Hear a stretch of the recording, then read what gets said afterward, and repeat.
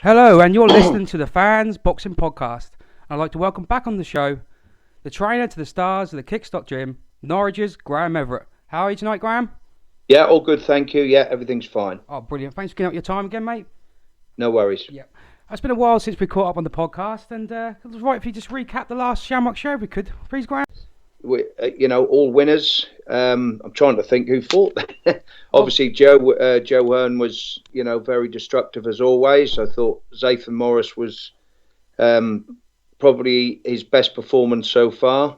because obviously Zathan's opponent, that Luke Flash, his record didn't look good on paper, but if you look into who he's fought and the form he's bringing into that fight, that was a really good step up for Zathan, wasn't it? Yeah, definitely. Records are very deceiving at times. These people like Luke Fash fights anyone, anywhere, anytime. Never underestimating the people who can't sell tickets. The tough kids, they just get out and about and earn their pennies. But good fighter. I did. I enjoyed the fight as well. I thought it was a classic boxer versus boxer against a fighter. It was enjoyable. Yeah, and obviously you had Alan Radcliffe and Ryan Frost making their second pro fights, and what I've been hearing is a lot of people notice the progress from their first fights. Yeah, all credit to Russell Smith there. He's doing a grand job down at the Colchester gym. I mean, he brings them up for sparring on a regular basis. But yeah, they're a great group of lads down there. They're working really, really hard. Russell's somebody I've worked with and known for many, many years, and he's a great member of the group. Yeah, and of course we had the return of the Slickster, Nathan Dale. Very pleased with Nathan. He was off the back of some sparring with Liam Walsh out in Tenerife, so he was in really good shape, and he looked like a man on a mission. Well, I can assure you, since then he's improving. He's absolutely desperate to get into the big stuff. He needs a big fight. We know that. I mean, listen, he's got a fight to take care of July 15th, and all being well on that, he comes through that with his, he's had 15 months inactivity, so we have to be sure, that he is ready to go in with a good hard 10 rounder, which is obviously the goal. But come through this one, myself and Mervyn will be chasing something and getting him in the mix sooner rather than later. Yeah, and of course the big question is the hand. Did that held up all right? Yeah, I mean, it was bruised last time, to be honest with you. It's definitely holding up now. Myself and John working really hard, pads, sparring, everything, and there's, touch wood, there's been no problems of late. So it's a little bit different. We trained in 16, 18 ounce gloves, and obviously boxers in 10. But we're confident with the hand. He's confident with the hand, and he seems to be punching very hard. Yeah, and one of the fights, I obviously missed the show live, but I caught one of the fights back, and that was Billy Birds, and his opponent on the night. He looked a really slick southpaw, and that was a good win. Yeah, good win for Billy. I mean, he dropped the kid twice. Got a nice points win over him. Answered a few questions to himself, I believe. We knew the opponent would come to fight. He come to win. Far better than his record, suggests.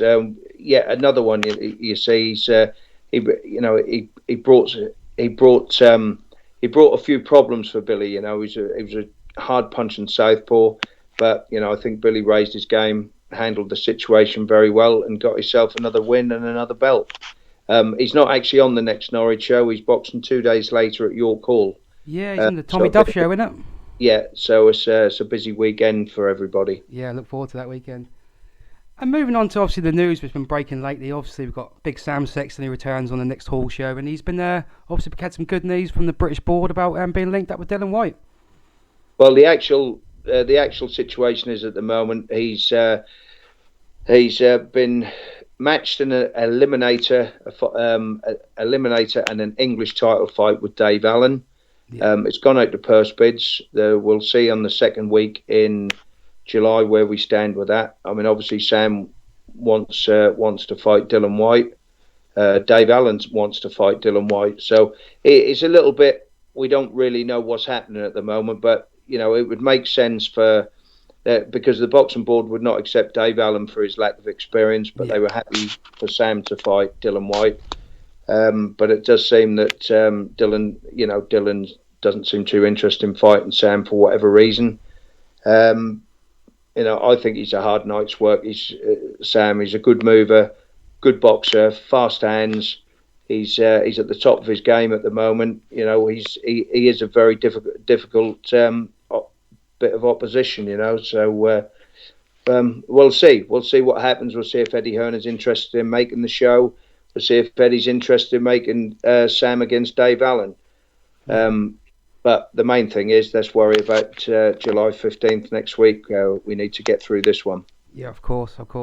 And looking into that card, obviously you've got a 6-point card now, and there's a couple of dropouts for Graham. Yeah, unfortunately, Marcus Poston had to pull out with... it's just a query with his medical. Nothing that we can't sort out, but it was a little bit too early to put him on this show. I mean, he's training hard. He's still involved. He's still training down the gym.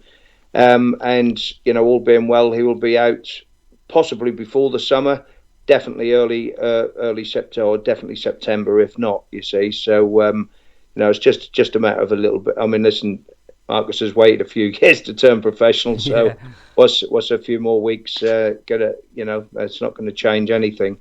Ryan Frost is off due to injury, and Joe Hearn. Unfortunately, he's off through injury as well. But we do have 5 6-rounders out of the 6. There's 6-rounders, not 4s. So it's a really good show. Well, all put together nicely. Obviously, with a championship fighter, Sam Sexton, topping the bill. So it's a cracking small hall show, and it'd be great to see everybody there. Yep, of course, and it's good to see obviously Craig Poxton coming straight back onto the card and after defeat, and it's good to see him going straight back at it. Yeah, he needs to get back in there. He needs to get back in the mix. He needs to get himself a confidence build and win. So we can relaunch him as a featherweight, which is the plan. So he's working hard. He's working hard with Matt Smith. He's coming over. He's doing his sparring with Zathan and Scott and Ryan Walsh and whoever he's been sparring with. So he's putting the graft in. So that's down to him now, to get himself back in the title picture, which will only take 1-2 fights, and he's in the mix. Yeah, brilliant. Obviously, we've got Matty Parr coming down to Norwich again for a fight. Yeah, Matty's not. He's involved with Steve Whitwell, trained and managed by Steve from Peterborough. If you remember, he had one fight in Norwich. Yeah, I caught that. Yeah, it was probably one of the best fights you'll ever see. He stole the show that night. He did. Cracking fight, absolutely brilliant. And he's, if he can produce that sort of performance again, I think the whole crowd will leave happy. It was a tremendous fight. He had an army of fans behind him, so he's a great acquisition to the promotion. Yeah, brilliant. And obviously, he's only 10 days away now, people. So hitting them boxes up for them tickets. Yeah, I mean, there's a lot going on this time of year, but I think everybody's being supported well for this. Zathan Morris will be having his first 6-rounder, which is great progress for him. Which will bring him closer and closer to getting into the title mix, which is his dream. And also Nathan is obviously doing a 6. Craig's doing a 6. Sam's doing a 6 as well. We've just got Alan and Alan and Matty Parr will both be doing 4s. Yeah, it's a good full bill, and to be honest, they've all been well matched so far, and we've had some really good shows, and I'm sure this one will be exactly the same. Yeah. All credit to Mervyn Turner once again. He stuck by us through thick and thin, and we can't thank him enough. Yeah, I take my hat off to him. He's done some wonders for the local boxing scene, hasn't he? Yeah, he's brought everything back. I mean, everybody's careers are on the roll because of this. It's not a magic wand, but it just gives you an opportunity to build your fan base and give yourself a bit of a start, in professional boxing. Because obviously you're going to have to fight and you're going to have to be a decent fighter, but it's just a little bit of a hand, just a little bit of a help when you have home shows. Yeah, of course, mate. And some really exciting news we had lately with the Walsh brothers is both been put in for titles, and obviously Liam's is a final eliminator. That's been come up recently. Yeah, Yeah, that's all sorted, and it's down on BoxRec to be September the 10th.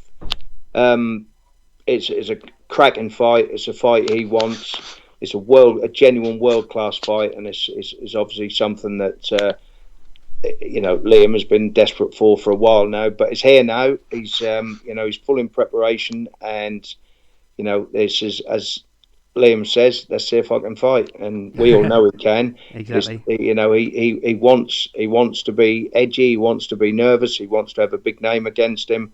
And this opponent, Klimov, is a very, very good opponent. Yeah. So it's top amateur, wasn't he? And obviously he only lost to Crawford. He's lost to Terence Crawford, hasn't he? And the champion. He's just absolutely. I mean, Crawford is probably one of the best in the world at the moment. Yeah. So pound for pound, he's up there with the best. So yeah, listen, it's a real test. It's a great fight, and one that Liam and the Farmy Army, all of us, we're all desperately looking forward to. Yeah, I've been there a few times, and obviously injuries and things like that have come between it, and that. Yeah, but he's there now, and all being well, this will catapult him to the world title status, and that's where he should be, as should his twin brother. Yeah, and moving on to Liam, obviously he has some fantastic news from the EBU saying that he's like the number one pick now. Ryan, sorry. Yeah, no, Ryan should be anyway. Listen, he's just looking better and better every fight. He's fighting with confidence. He's fighting with self-belief. He's always been good. We've all joked amongst ourselves that he could be the dark horse. Tremendous ability. It's just getting them opportunities to shine, getting some regularity to his work. Somebody I've always had nothing but the utmost respect for, and great little fighter. The pair of them get everything they deserve. That's as simple as that. You get out what you put in, and them two absolutely live the life. And obviously being nurtured by big brother Michael, what a team. It's just we're just getting what are just rewards. Yeah, of course, and that proved at the Copper Box, didn't it, last time out? Yeah. But that's world stage now. I mean, I said to John Thaxton when he won the European title, I said if you win the European title, you're a genuine champion of half the world. Yeah. And that gets you a world title fight. Certainly with Frank Warren, you would be getting a world title fight if you become a European champion. Yeah, and again the opponent, he's from Denmark, ex-Olympian. Another tough fight. A good fight. I mean, listen, they're not easy fights by far. No. He's with Sauerland brothers. He's a good fighter. But listen, the way Ryan Walsh has been performing lately, and in the gym and everything he does, he is looking he's looking like, in the words of Tyson Fury, he's looking like a mini Tyson. Yeah, and that's great to hear. And of course, Liam Walsh, there's no more fights before then, is there? He's not defending his title. Someone asked me that recently. His British title. No, definitely not. No, that's good to hear. No, he'll be relinquishing his British title because he can't. He's now gone on to the world stage, so that title will now become vacant. Yeah, that's brilliant. And I appreciate you giving up your time tonight, Graham. And it's been a quick little recap of everything that's been going on, and I'll see you on the Halls Norwich, the 15th. Yeah, so thank you for your continued support from the whole team, myself, John Thaxton, Darren Bunn, Jerry Dawes, everybody. You've all been great behind us. Every little bit of support, and the fans coming out to support us is absolutely fantastic. Yeah. We hope to see everybody there next Friday night, the 15th, at the Halls. Yep, I can't wait, mate. It's going to be a brilliant night as usual. Yeah, thank you. Thank you for your time, Graham. I'll speak to you soon, buddy. All the best. Thank you very much. Thank you, mate.